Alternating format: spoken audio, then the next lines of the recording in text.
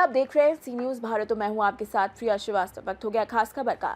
नवी मुंबई के Turbhe sector 22 में हुए महिला हत्याकांड में पुलिस ने बड़ा खुलासा करते हुए मुख्य आरोपी को नेपाल से गिरफ्तार कर लिया है, जिससे पूरे मामले में नया मोड़ आ गया है।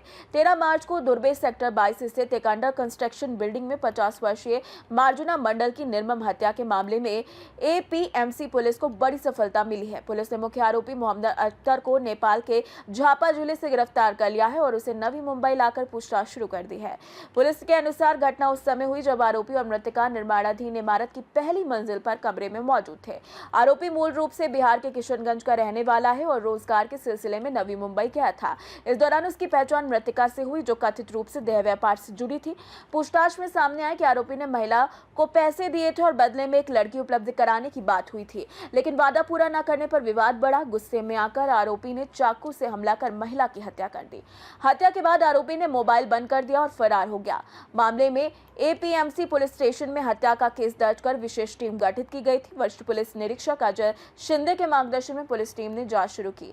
जांच के दौरान पुलिस को आरोपी के बिहार के किशनगंज से नेपाल भागने की जानकारी मिली। इसके बाद टीम नेपाल के झापा जिले पहुंची और स्थानीय सहयोग से छापेमारी कर आरोपी को गिरफ्तार कर लिया।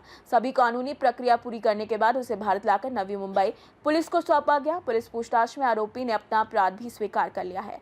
अब पुलिस इस बात की जांच कर रही है कि इस पूरे मामले में कोई अन्य व्यक्ति नेटवर्क में शामिल था या फिर नहीं।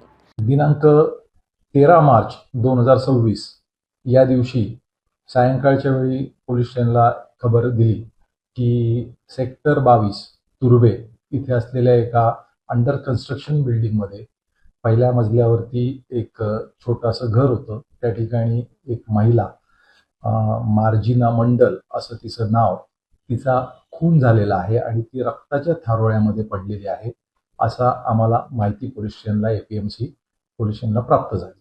ही माहिती प्राप्त झाल्यानंतर ताबडतोब त्या ठिकाणी पोलीस स्टेशनचे अधिकारी आणि सर्व स्टाफ त्या ठिकाणी पोहोचला।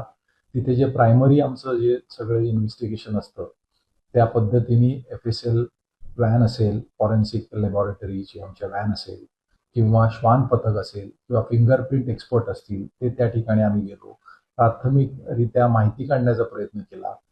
त्याचप्रमाणे ताबडतोब खुनाचा जो गुन्हा आहे अज्ञात इसमाविरुद्ध, तो आम्ही तिथे नोंद केला। याची माहिती वरिष्ठांना दिली। त्याच सुरुवातीच्या काळामध्ये तिथे चॅलेंजेस खूप होती। एकतर तो जो भाग आहे तो गावठाणाच्या आणि जुन्या अशा इमारती आहेत, त्यामुळे तिथे सीसीटीव्ही कॅमेराज वगैरे किंवा प्रत्यक्षदर्शी तिथे आम्हाला कोणी तिथे ही घटनाच्या बाबतीत काही माहिती मिळत नव्हती। आम्ही अनेक नागरिकांशी तिथे संवाद साधला, खूप चौकशा केल्या, परंतु तिथे काही मिळत नव्हतं। या महिलेला कोणी मारलं असावं, का मारलं असावं, याबाबत आम्ही खूप चौकशी तिथे सुरू केल्यानंतर मग वेगवेगळे आम्ही त्याचे अँगल्स होते, या महिलेचा खून कोण करू शकेल, ते आम्ही तपासणी करायला सुरुवात केली।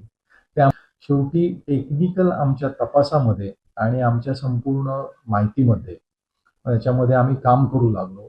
आमच्यासोबत म्हणजे एपीएमसी पोलीस स्टेशनच्या स्टाफच्या सोबत क्राईम ब्रांचचे युनिट 1 जे म्हणतात त्याचे पीआय भगत साहेब, सिनियर पीआय भगत साहेब, त्यांचा स्टाफ, त्यानंतर सेंट्रल युनिट जे आहे त्याचे जे सुनील शिंदे सिनियर पीआय, ते त्यांचा स्टाफ, असे आम्ही तिघेही मिळून आम्ही काम करू लागलो। आणि काम करत असताना त्याच्यामध्ये आम्हाला एक टेक्निकल अनालिसिस करताना आणि कोण कोणी त्याच्याशी त्या दिवशी बोललंय, तिच्याशी काय त्याचा भाग आहे, त्या सगळ्या लोकांना आणून चौकशी करायला इथे सुरुवात केली। गुन्हा होऊन जवळपास 20-25 दिवस उलटून गेले होते आणि काही सुगावा लागत नव्हता।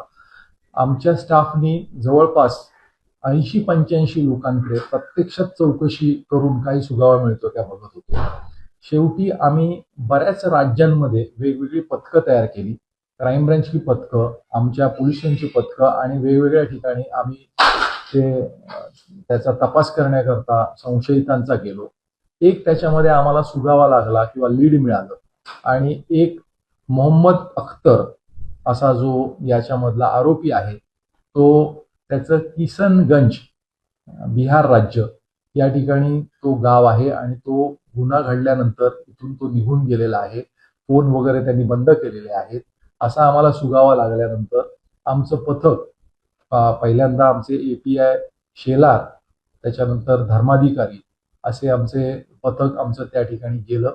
त्या ठिकाणी त्याच्या घराची तपासणी केली तर त्या ठिकाणी तो संशयितरित्या तिथून तो निघून गेला होता आणि त्याच्या घरापासून बांगलादेशची बॉर्डर 15 किलोमीटर आहे आणि एका बाजूला आणि नेपाळची बॉर्डर 15 किलोमीटर आहे. त्या ठिकाणी त्याची चौकशी केली, त्याचं बिहेवियर समजून घेतलं तर त्याच्याविषयी संशय अधिक बळावला. तो संशय बळावल्याच्या नंतर तिला पुन्हा एकदा आमचे लोक आले आणि दुसरं पथक जे एपीआय माझ्या पोलीस स्टेशनचे एपीआय निलेश पाटील, त्यानंतर पोलीस आमचे कॉन्स्टेबल धर्माधिकारी, त्याचप्रमाणे क्राईम ब्रँचचे आमचे एपीआय बनकर व त्यांचे हवालदार सावरकर असे पुन्हा एकदा ते त्या आरोपीच्या मागावर गेले. तिथे त्यांनी पुन्हा एकदा तो आरोपी नेपाळमध्ये या देशामध्ये गेल्याचं त्यांना समजलं.